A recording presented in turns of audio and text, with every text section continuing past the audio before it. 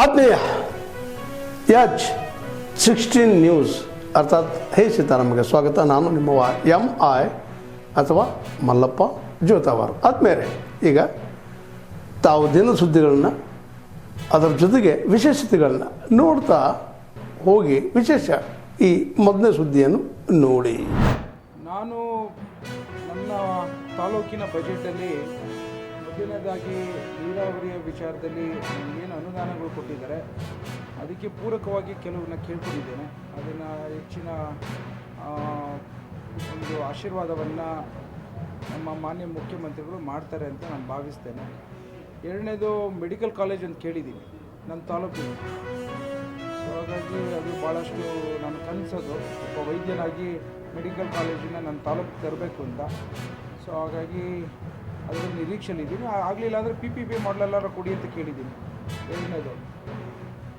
ಮತ್ತು ಮೂರನೇದು, ಇವತ್ತು ನನಗೆ ಬೋನಸ್ಸು 8 ತಿಂಗಳಿಂದ ನನಗೆ ಬೋನಸ್ಸು, ರೈತರಿಗೆ ಕೊಡೋಂಥ ಬೋನಸ್ಸು ಬಂದಿಲ್ಲ, ರೇಷ್ಮೆ ಬೋನಸ್ಸು. ಹಾಗಾಗಿ ಅದನ್ನು ಪರಿಪೂರ್ಣವಾಗಿ ಬಜೆಟಲ್ಲಿ ಕಂಪ್ಲೀಟ್ ಮಾಡಿ ಅಂತ ಹೇಳಿದ್ದೇವೆ, ಹೆಚ್ಚಿಗೆ ಮಾಡಿ ಅಂತ ಕೇಳಿದ್ದೇವೆ ಬಜೆಟಲ್ಲಿ. ಇದ್ರ ಜೊತೆಗೆ ಮೊನ್ನೆಲ್ಲ ರೈತರುಗಳು ಬಂದು ಮುಖ್ಯಮಂತ್ರಿಗಳನ್ನ ಭೇಟಿ ಮಾಡಿದರು. ನಾನು ಸಹ ಅದರ ಹಿನ್ನೆಲೆಯಲ್ಲಿ ಇವತ್ತು ರೈತರ ಹೆಣ್ಣು ಕೊಡದೇ ಇರೋಂಥ ಪರಿಸ್ಥಿತಿ ನಮ್ಮ ಗ್ರಾಮಾಂತರ ಪ್ರದೇಶದಲ್ಲಿ ಬಂದಿದೆ.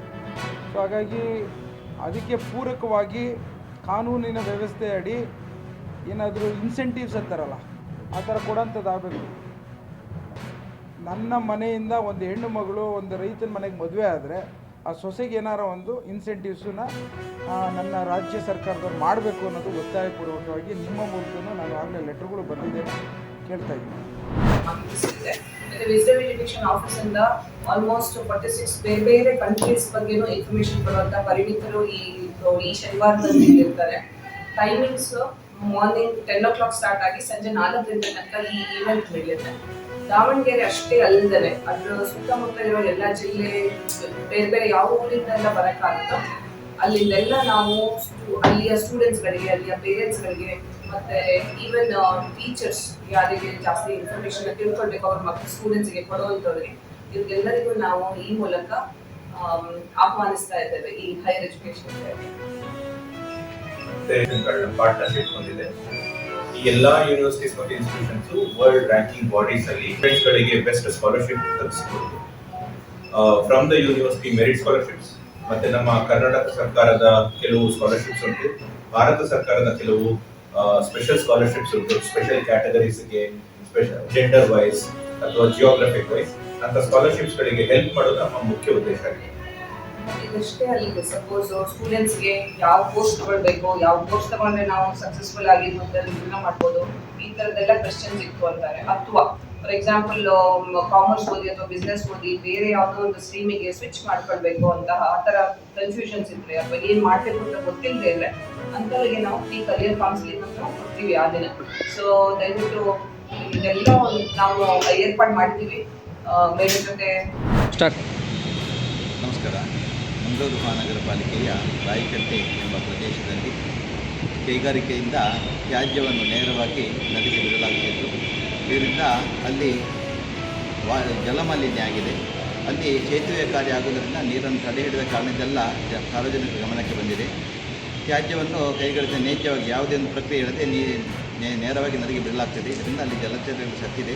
ಅಲ್ಲೆಲ್ಲ ಪರಿಸರ ಮಾಲಿನ್ಯ ಆಗಿದೆ, ಜಲಮಾಲಿನ್ಯ ಆಗಿದೆ. ಅದು ಸಾರ್ವಜನಿಕರಿಗೆ ಖಂಡಿತ ತೊಂದರೆ ಆಗ್ತಾಯಿದೆ.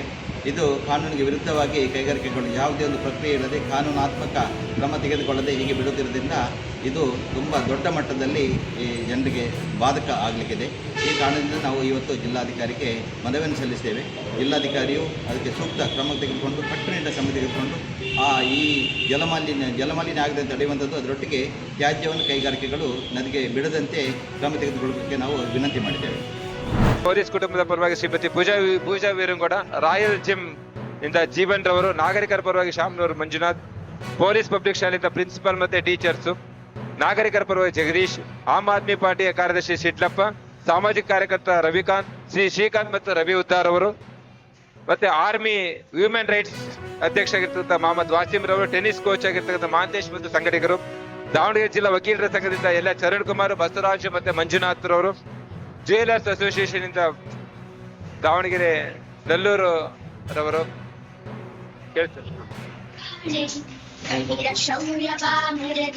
ದಯವಿಟ್ಟು ಒಬ್ಬೊಬ್ಬರಾಗಿ ಬರ್ಬೇಕಾಗಿ ಕೊಡ್ತೇವೆ. ಮಾಜಿ MLA ಆಗಿರ್ತಕ್ಕಂಥ ರಾಮಪ್ಪ ಸರ್ ಅವರು ಬಂದ್ದಾರೆ. ದಯವಿಟ್ಟು ಕೆಳಗಡೆ ಉಪಹಾರದ ವ್ಯವಸ್ಥೆ ಇರುತ್ತೆ, ದಯವಿಟ್ಟು ಉಪಹಾರ ಮಾಡಿಕೊಂಡು ಬೇಕಾದ್ರೆ ಬರ್ಬೋದು.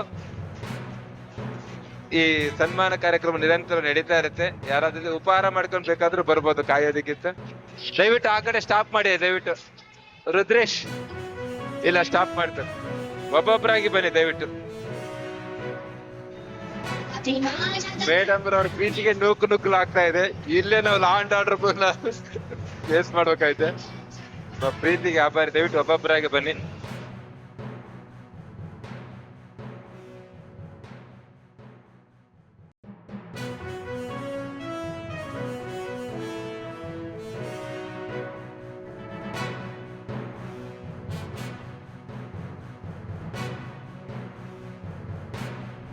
ತಾವೆಲ್ಲ ಇಲ್ಲಿವರೆಗೆ ಸುದ್ದಿಗಳನ್ನು ನೋಡಿದಿರಿ, ಜೊತೆಗೆ ವಿಶೇಷ ಘಟನೆಗಳನ್ನು ಸಹ ನೋಡಿದಿರಿ. ಅದು ನಿಮ್ಗೇನು ಅನ್ನಿಸ್ತು? ನಿಮಗೆ ಲೈಕ್ ಮಾಡಿರಿ, ಶೇರ್ ಮಾಡಿರಿ, ಕಾಮೆಂಟ್ ಮಾಡಿರಿ, ಜೊತೆಗೆ ಸಬ್ಸ್ಕ್ರೈಬ್ ನಿಲ್ಲಿಸ್ಬೇಡ್ರಿ. H16 ನ್ಯೂಸ್ ಅರ್ಥಾತ್ ಈ ಸಿದ್ದರಾಮಯ್ಯ ಸತ್ಯದ ಕೈಗಳಲ್ಲಿ ವಂದನೆಗಳು.